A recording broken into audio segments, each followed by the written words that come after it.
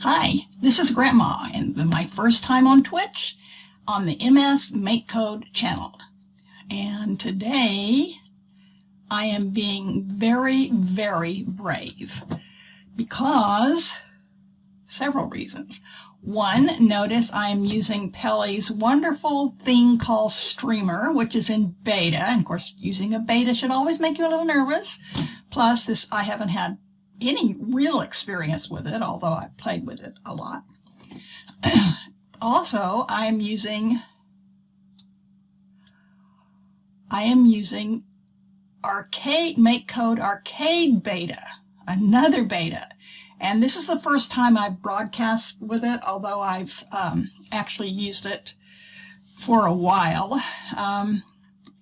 And there's one other reason I'm being brave. This is the first time I've broadcast on Twitch, and that's going relatively smoothly. Okay, before we start looking at the code for Puzzler, let's see how it plays. It's taken me some number of months to design this game. I work on it a while, and then I settle back. Leave it down a while, and then I settle back in for a while, and finally I've got to the point that it's kind of presentable. Now, I don't know that this game is really suitable for an arcade type device, which is very small and but I found that the best device to play it on is an iPhone, or I guess any kind of phone, also on a tablet, because then you can move all the buttons with your fingers rather than having to use the keyboard, which is what I am doing now. Okay, notice that I have a cursor. And when I get the cursor where I want it, I press A. And look at this. We're going to drag and drop. I bet you didn't even know that we could drag and drop in Arcade. But there it is. Drag and drop. Now notice it said, the check mark means that it's on the board, but the little round square, which is meant to be an O, tells you that it's overlapping something. And of course over here it's overlapping this piece of the puzzle. So we'll move it over here.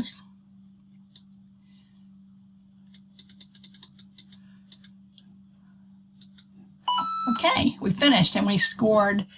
The score increases by the number of pieces on the board times 100. It increases that much each time. And we're going to have up to 10 pieces in this game. And I am not going to play them all for you now. You can be grateful for that. Okay. Now, I will tell you that this program does not work in regular arcade. It must have beta. So don't even try it. Now, if you get kind of bored with doing this yourself, there's a wonderful little feature that I use very frequently that finishes the puzzle for yourself and then goes to the next. And we'll finish this one, finish this one. Notice I don't get any scores when it does it for me. But anytime I want to, I could start doing them again for myself. It's like that, and work on it. Sometimes I jump all the way to the 10 pieces and to try to do it, and I want you to know it's hard. Okay, let's now go look at the code. Okay, the code is large. And thank goodness for these collapsible functions, and because it lets you get all the code on the board so that you can see everything that's going on, which is a wonderful thing. I'm doing this with a touch screen, which is a wonderful thing too. Okay. Okay, they're the main pieces of the code. Now all the browns are the user interface pieces.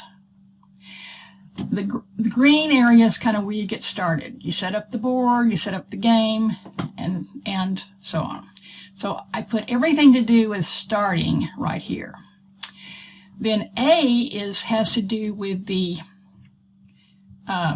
drag and drop. So that has to do with managing the cursor, and once a piece is placed, it explores whether or not that piece is in the correct place, or is it overlapping, or like what is it doing. And then this code is B. The B button is, it goes to the automatic completion of the game, or if you actually press it twice, it will completely end the game, giving you the highest score that you had achieved. And then the buttons, basically the up, down, left, right, these are those, and I always use pressed and repeat. Well, maybe not always, but most of the time. So that way you can hold the button down and move the object really fast. But the code is actually the same. So I always make these little functions that let the, so I don't have to make that code and make mistakes and blah, blah, blah. So it's easier to put it in a function. Now this code in the on-game update, this is what makes the cursor blink, and it makes the piece follow the cursor. So if we have a selected piece, which is what this Boolean means, and I frequently, most of the time, virtually always, call my Booleans with a B in the front, just because I like to to know right away that's what they are. Then this sets the selected piece of the puzzle X to the cursor X. So this, similarly with Y. So this makes the piece that's been selected follow the cursor. And when it's in this selected mode, the cursor goes back and forth between black and white to show you are dragging something. And then that's pretty much what it does. Okay. Let's go over here. Oh, and then you always have to think, okay, how does this game end? Well, there's 3 ways it ends. One is here, which is when the countdown ends. And notice that the countdown was bigger for each. It gets longer as the number of pieces increase. So every time a countdown ends, it creates a new puzzle. And even if it's at 10 pieces, it will go back to having only 1 piece. So it keeps going. Another way it ends is when the A button's pressed and you drop a piece in the correct place, and it's the last piece, then this checks to be sure that all the pieces have been correctly placed, and then the game will end. And you win at least that round for that puzzle. And then this is the B button. From here, it also will end if you press the B button twice in fairly rapid order. It will end the game. Okay. Now, let's go look at some of these pieces.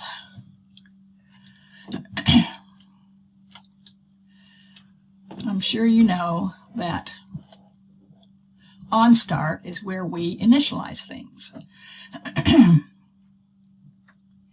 And we set the background color to white. I'm going to let us see the board here. So see, this is the background. It's white. I have some color constants that I like to have named. And it's a convention in programming. Frequently, it's a convention to capitalize the name of constants, just like I have here. So my color constants are indeed capitalized. Where'd they go? There they are. I have those colors that I use. And I use them in situations where there is no drop-down menu. So although I can remember most of them, it's confusing for somebody else to look at the code and try to, what is it, 6? And is 2 red or orange? You don't want to do that. The next thing is I create a null sprite, because one place in my code I needed to test if the sprite was null. Instead of doing that, I didn't find what we need is we now have an is string empty. We need an is the sprite null. Or I haven't tried it. Maybe is string empty would work. But I didn't want to go over to JavaScript because you know what happened if I go to JavaScript to set me up a null constant? It totally scrambles my code layout. And this code layout takes a long time to create. So I just make myself a little sprite, which is a 1 by 1 pixel. I make it clear, and it's of no kind, and it's called Null Sprite. Then I can set something to it, and then test for it. The next thing I do is make the board. I put a little underscore S after it to remind myself, okay, that's a sprite. And so I call this little routine that makes the board, and it's 100 by 100 pixels. And this is the make board routine, which is very straightforward. We set the global board area to that. You know, I think I'm actually not using that anymore. Well, I won't bore you with the history of this, so I may be able to take that out. I create an image, I create a sprite, I fill the sprite image with black. See, that's this 100 by 100 gadget. I set its Z depth to 0, and I return it. Look at that, I returned it. Yay, yay. I was so happy. You had no idea how happy I was to have return values for functions. So here I set the cursor to whatever make cursor sends me back, the same way I did with board. I set the score to 0. Now G is the in pieces limit. When I put G in front of a variable, it means that it's global. Now you know and I know that a lot of variables wind up being global anyway, just because of the way MakeCode works. And I've generally found that frustrating. But when I put G, that means I want them to be global, and they are. And that means they're going to be used in some global way rather than passed as a parameter, which is a preferred method if it makes sense to pass them as a parameter. So this is incremented as as each puzzle progresses from 1 through 10, and when it gets to 10, it goes back to just one piece. And you could change this limit, but I'm telling you the pieces are getting pretty small when you get to 10. So the last thing this does to start the game is to call next puzzle. Now the next is a hint that it's actually going to increment the end pieces inside the puzzle, this routine. That's why we started at 0. That way, next puzzle can always increment.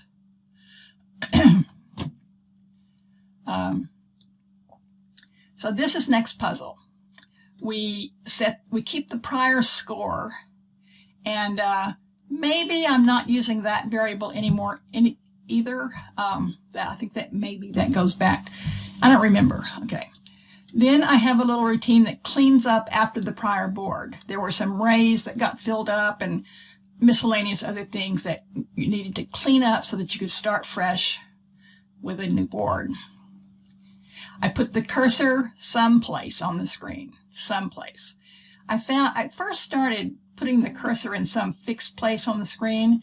Problem with that is, after only a few games, I knew right where that cursor was going to be, so I moved right to it. So this works better. And then I set B is selected to false, and this is a Boolean variable that tells us whether a piece of the puzzle is selected, any piece. Is any piece selected? And remember, we use that on game update to help the cursor flash and move the piece, have the piece follow the cursor. And implement drag and drop. I guess you could make a nice little add-in for dragging and dropping. I might do that. And then I have an array called pieces, which is very important. It's going to become the list of pieces that are in play for a given cycle. Then I call make one piece. So we're going to start with a puzzle piece that is the same size as the board. I'll show you. Okay, there it is, and there's exactly the same size as the board. So I call make one piece with the board left and the board top and the board width and the board height. Now this probably gives you a hint that make one piece can be used to create any size sprite you want. Then I call splits. What in the heck is a split? Well, the way I get the pieces is I split in half. No, not in half. I randomly break a piece into two pieces. And that's what split does. It does that for ever how many pieces we want. Let's just look at that.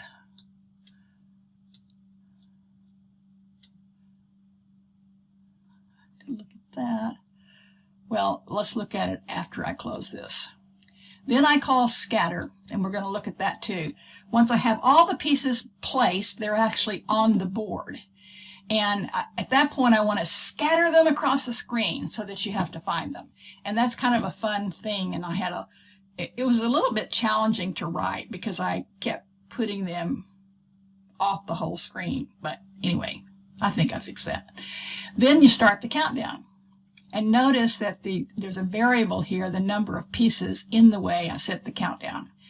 And right now, I think this countdown is getting too great as you adjust the number of pieces, so I may refine that eventually. It gets to be about 5 minutes or so when you get to 10. We can do the arithmetic, but I don't want to. Okay, next puzzle is call from 2 or 3 different places. So let's look at, well, this is the cleanup. I told you about that. The only cleanup right now is to just dump all the pieces before, destroy those sprites. And notice I use this feature that I just love. It took me a while to figure out how this thing really worked. But if you say you want an array of sprites of kind piece, it will gather up all the sprites of kind piece and put them in this array. So you don't have to bother with stuffing them in the array as you go along. This just gets them all every time. And if the pieces has some sprites in it already, it replaces them with this array. Then I just go through a 4-element destroying everything, which is kind of fun. Now, make one piece. Let's see. Make one piece is very simple. Remember, we called it to make the initial piece. Oh, I think I actually looked at it. Or maybe we didn't. Anyway, I just make a sprite. It's of kind piece. And we set its left and top to these parameters. And we set its z-depth to 1. And this z-depth is going to change as the cursor does the drag and drop. Because if this is being dragged, it changes the z-depth to make it above all the other pieces so you can drag it across them. And then you get a random color to fill it. So each piece is a different color. Of course, 2 pieces could be the same color because it's random. Now, splits. Splits, we just repeat this in pieces minus 1 times because there's already one piece made. We made that up in the beginning. We made that in Start New Game or somewhere. No, we made it in on Start. So we're going to go through this loop in split minus 1 times to create in pieces, the number of pieces. Okay. We do this by setting a piece to an empty, all the arrays of kind piece. So that gathers them all up. And it could be 10, it could be 7, it could be 1. Then we find the maximum size piece. So we just have a little variable here, and we find the area, and then we basically pick out the one that's the greatest area, and that is the one we're going to split into 2 pieces. And if the sprite is wider than it is tall, we're going to split it vertically. And if it's otherwise, we're going to split it horizontally. And then once we have done that, we're going to destroy it. Why did we do that? Well, we don't need it anymore because we created 2 new sprites here, and that were together are the same size as the sprite that we destroyed. So let's, well, I'll do that in a minute. Okay, so that is what splits does. And let's just look at split horizontal. So this is the piece, P, and then we I'm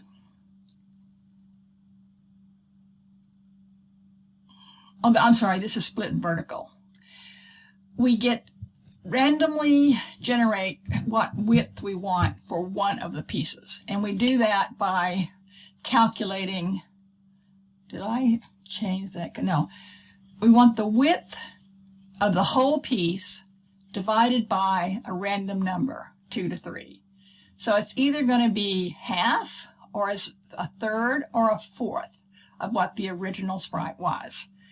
You can make this bigger, but they're going to be getting awfully small. And then we round that number because you want these to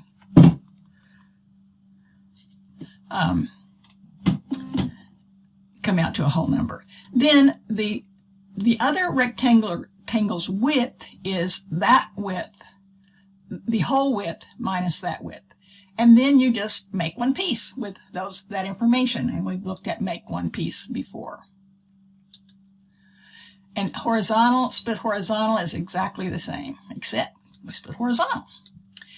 Now, once all of these things are made, in pieces are made, then we want to scatter them across the board. And here's how I do that. I first gather all these pieces up into this array, pieces, and then for each one, I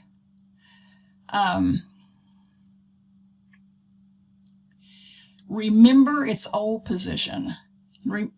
Remember how if you press B, it puts it back like it was to start with? Well, this is how I do that. I remember the old position. And I chose to do this by putting the X and Y positions into a string array. So I just turn the X and Y to a string, and I separate them with this uppy-downy thing. Because later I'm going to use a split function that's in Arcade to split them apart. And I set the height. Well, this is the formula for where I'm going to put each of these by the left and the top.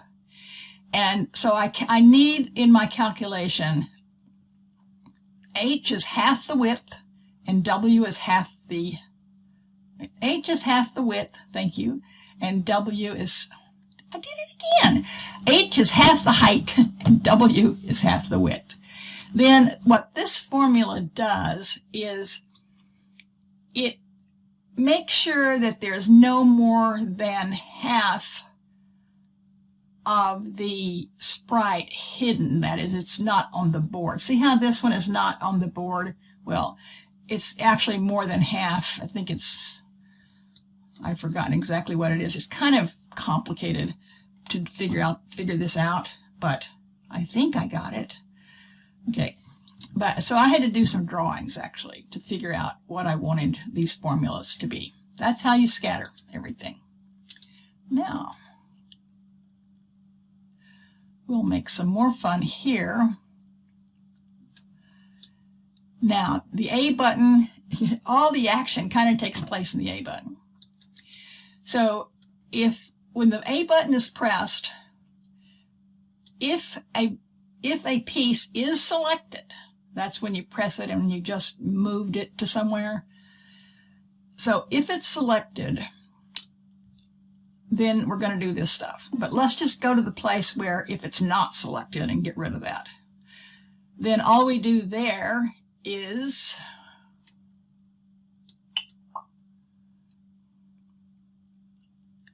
this.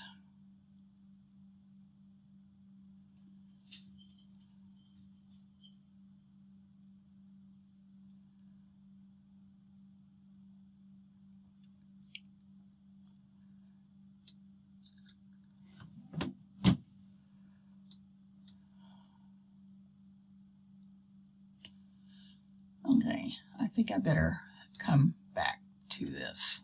Oh yeah, this is the code that runs if nothing is selected, but you're going to select one when you press the A button.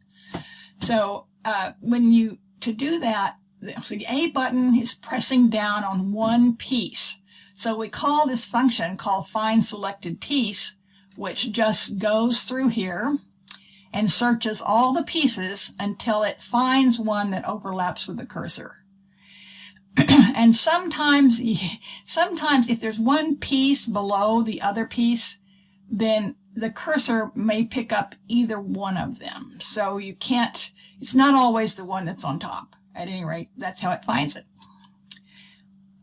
And if it doesn't find it, it returns Null Sprite. See, that's where I needed that. And then once it's found it, and it's not equal to Null Sprite, then we set selected to the sprite we found. We set be selected to true, and we change its z depth by 1. We increase it by 1, which means we raise it up higher than all of the other pieces. Now, what happens when we drop something? So when you're ready to drop and you press A, then you look, B is selected, then that's true. And I'm going to show you so that all of this code down to here, and it's going to run before, in this case, where B was selected. And when we finish, we're going to set B selected to false, and we're going to change the z depth back to by -1 in order to put the sprite back where it was. Now, first we want to know, is the piece on the board? Or is it hanging off? Like this one's not on the board. So if I go up there and select this, and then I drop it, see it says X. It's not on the board. Okay. And if it is on the board, we give a check mark. But if it's not on the board, X mark. So that's what happened. But let's suppose it is on the board. Well, how do I figure out if it's on the board? Well, like this. We have to measure the left of, it has to be within the boundaries of the board. So this is the board boundaries, left, right, top, bottom. And these are the sprite boundaries, left, right, top, bottom. And so we just test those. And I don't know if you've seen this before, but this code lets me let me do a bunch of tests without having if statements. So we start off with OK to true, and then we set OK to whatever it was before, and then this. And if you think about it, if you go through here all the way and it still comes out true, then the piece is on the board. But if any one of these tests is false, it will stay false from then on, and it will come out false. It's a handy little trick to know. So that's the check mark. Now, so we put a piece and it's on the board. But does it overlap with something? Because if it overlaps with something, it's still not correct. So we have this code, which is, does it overlap with something? And we do this using a similar method to before, but here we start off with false, and we go through each piece to see if it overlaps. And if this ever turns true, then this will return true, otherwise it's going to return false. Okay, so does it overlap? Well, if it overlaps, we're going to put a 0 mark, O mark, meaning overlap. And then if it's on the board and there's no overlap, then it's okay, and then it's placed correctly, and then we want to figure out now if all the pieces are placed correctly. So we have a routine called Are All Pieces Placed? And we go through and we test every one of them to see if they're all placed correctly. And we do that by using this variable again.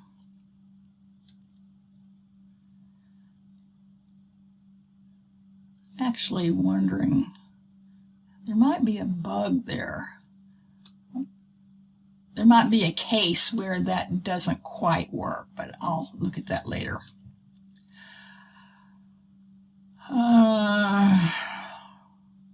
If they're all placed, then we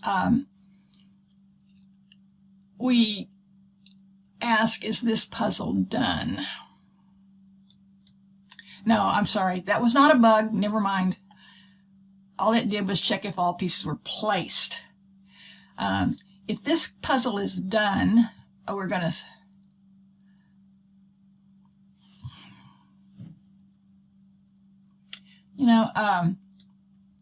I think we would better call this, this puzzle is done. It's not a question.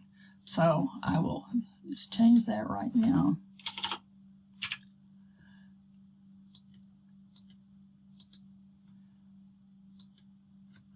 Okay, we stop the countdown because the puzzle's finished. We play the sound and we start some confetti. We change the score by 100 times the number of pieces. And if the score is equal to this amount, which is the sum of all the, this means that you got every puzzle from 1 piece up to 10 correct, and then the game over and you won. Otherwise, we're going to go to the next puzzle.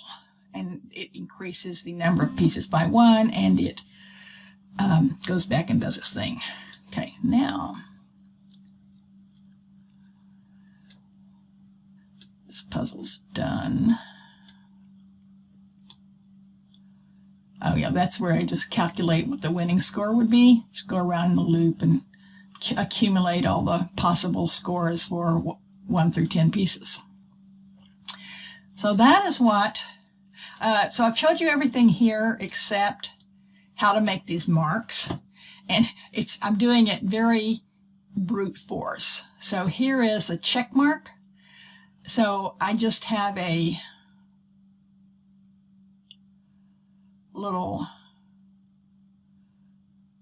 this draws 2 lines that create a check mark that will be within the boundary. It may not be beautiful, but it will look sort of like a check, and it will be within the boundaries of the sprite.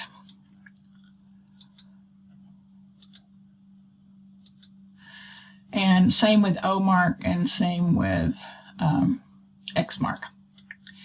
And so that is that. Now, the B button.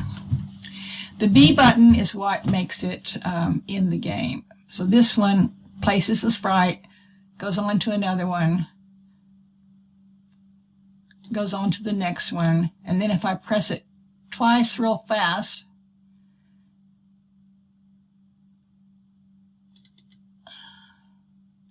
it's supposed to stop. Okay. I used to do that. Okay. Well, let's see. So probably I'm setting this B time in the wrong place. What I do is try to keep track of the time at which the B button was pressed before, and then if it's a certain, oh look, I've got it too close probably. Let's try.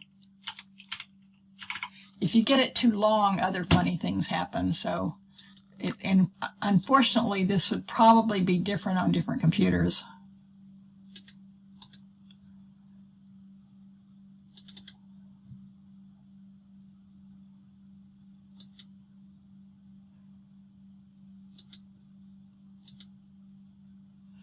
Okay, not the best time for debugging. we'll move right along, and I'll work on that later.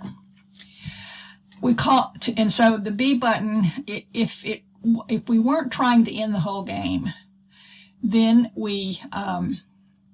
this is where we show the solution for that round. And we check to see if this puzzle is actually finished, and that's a thing that we had before. And if it is done, then it will end up calling game and not come back to here anytime soon. And I'm going to show one solution and then go back to the next puzzle. So this is where we show one solution. So this is where we go through all those pieces and we get the X and Y's that we stuffed into that text array. Now this is kind of cute, so I'm going to bring this down where we can see it better. Okay. So we're going to get the places, positions, that's the text array. We're going to get the value associated with that piece. And we're going to split it. Notice this is a split function. Split it at the uppy-downy thing. And then that creates an array. And then we get the value at 0. And that's X. That's the text part of X. And then we parse that to a number, and that becomes X. We do the same thing with Y, except we get the value at 1. And then we parse that to a number. And that is all there is to it. We call check mark just to show off. So as each of these is placed, it shows a check mark, usually. Okay, so I'm going to put this back.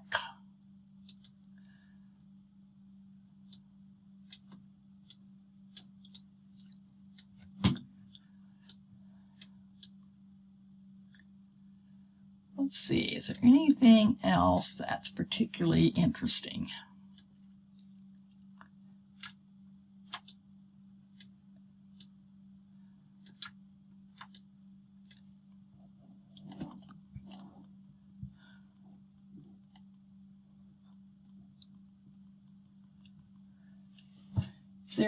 Are there any questions from the chat?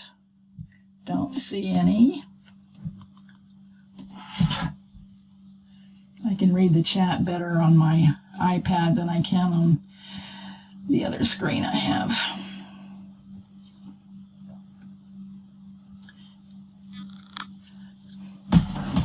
Okay, no questions. Well, we'll just play a little more here.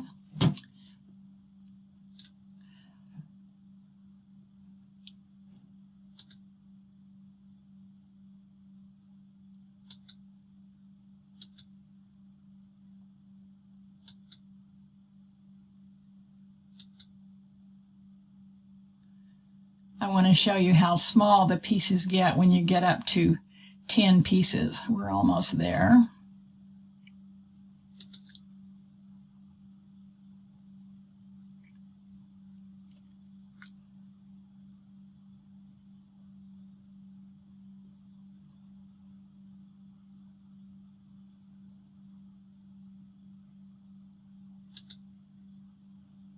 I should probably flash the number of pieces that are being played each time just for the fun of it. I think this might be 10. And the way we will know if it's 10 is it will go back to 1. Okay. Are there any questions once again?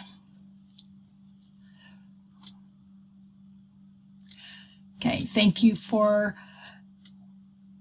viewing our stream, and I hope you will come back to visit again. I will be here next Wednesday at the same time, 2 o'clock Central.